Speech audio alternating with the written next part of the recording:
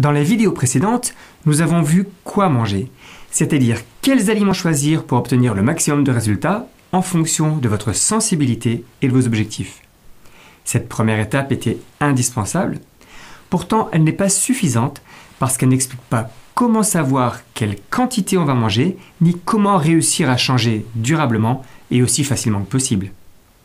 Ces questions sont complètement liées. Si on part du principe que pour obtenir un changement durable, votre nouvelle façon de manger doit vous apporter plus de satisfaction et de bien-être que l'ancienne. Sinon, à quoi bon changer si c'est pour vous sentir plus mal après qu'avant? Avec cette logique, on voit tout de suite que la bonne quantité de nourriture ne peut pas être celle qui vous affame. Si vous vous imposez de manger moins que vos besoins pour maigrir, votre corps va résister et vous allez passer votre temps à lutter contre lui. C'est l'épreuve de force continuelle entre votre volonté consciente et l'intelligence naturelle de votre corps qui réagit contre la famine. Il y a toujours une tension intérieure et un perdant. Si on craque, on se dit généralement qu'on manque de volonté. Plutôt que de vous dévaloriser, vous pouvez simplement conclure que le régime n'était pas bon pour vous. Il ne vous apportait pas suffisamment de bien-être. Ce n'était pas un régime heureux. Alors vous l'avez abandonné pour revenir à votre ancienne alimentation qui vous apportait plus de satisfaction malgré ses défauts. Je préfère beaucoup une autre façon de trouver la bonne quantité de nourriture, basée sur la recherche de l'accord avec votre corps et sur le respect de ses besoins. Ça consiste à manger à satiété, c'est-à-dire en vous fiant à votre faim.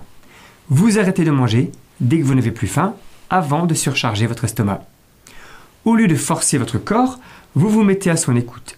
C'est une autre relation qui s'améliore avec le temps. Au fur et à mesure, vous apprenez à mieux prendre conscience des signaux corporels de faim, de satiété et de surcharge. Ça a l'air évident, pourtant il y a quand même plusieurs obstacles à gérer. Le premier, c'est que ce n'est pas du tout ce que nous avons appris quand nous étions enfants. La bonne dose de nourriture, c'était la ration que nos parents nous servaient dans notre assiette.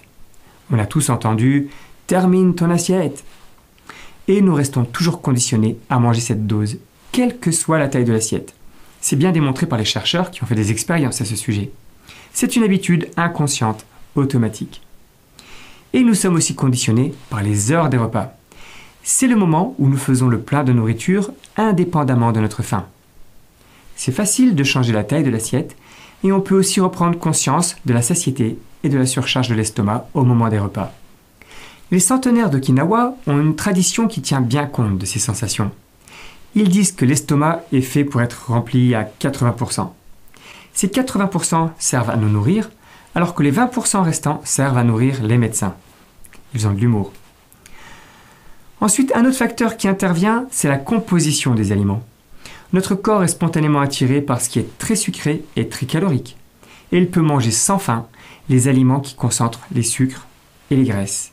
Il y a toujours une petite place dans l'estomac pour le fromage et le dessert ou pour un grignotage gourmand. Si en plus les aliments sont transformés, mous et liquides, on peut les avaler très vite et en plus grande quantité que quand ils ont besoin d'être mastiqués. Avant même d'avoir eu le temps de ressentir quoi que ce soit, votre estomac est déjà en surcharge. C'est beaucoup plus facile de manger à satiété avec une alimentation de type traditionnel qu'avec nos aliments modernes. Ça rejoint la question de bien choisir les aliments que nous avons vus dans les vidéos précédentes. Et enfin, notre façon de manger est aussi le reflet de notre état psychologique et émotionnel. Quand on est stressé ou tendu, ou simplement fatigué à la fin d'une journée difficile, on a tendance à tout relâcher et à se réconforter avec de la nourriture. On mange de façon compulsive, pour le plaisir au début et ensuite sans trop savoir pourquoi, sans avoir faim, pour combler un manque. On peut dire que c'est une faim psychologique. Elle n'est pas bien calmée par la nourriture parce qu'elle a d'autres raisons, pas toujours conscientes. Au contraire, comme en général cette faim psychologique fait qu'on mange de trop, on se sent encore plus mal après, avec une surcharge digestive désagréable et souvent avec un sentiment de culpabilité. Ça peut se répéter souvent, même quand on a décidé de ne plus manger comme ça. Dans ces cas-là, on se rend bien compte qu'on ne contrôle pas tout avec notre volonté. Ou quand on y arrive, c'est avec de gros efforts qui coûtent de l'énergie.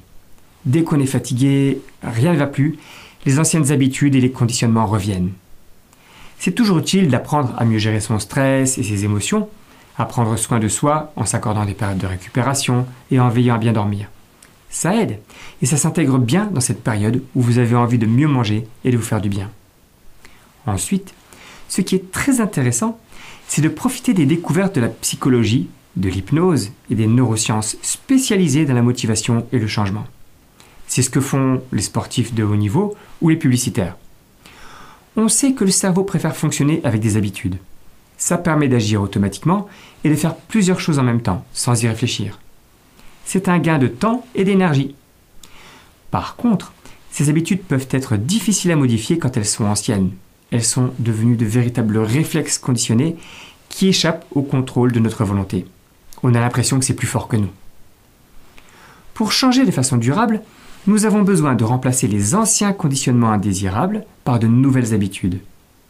On aide notre volonté consciente en créant des automatismes qui vont fonctionner tout seuls, inconsciemment, mais à notre profit. Il existe maintenant beaucoup de techniques qui peuvent être associées.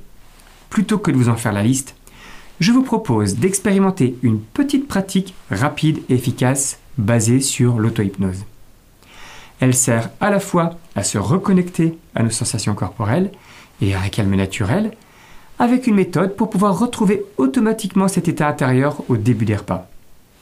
Prenez le temps pour écouter ces petits enregistrements audio dans le calme.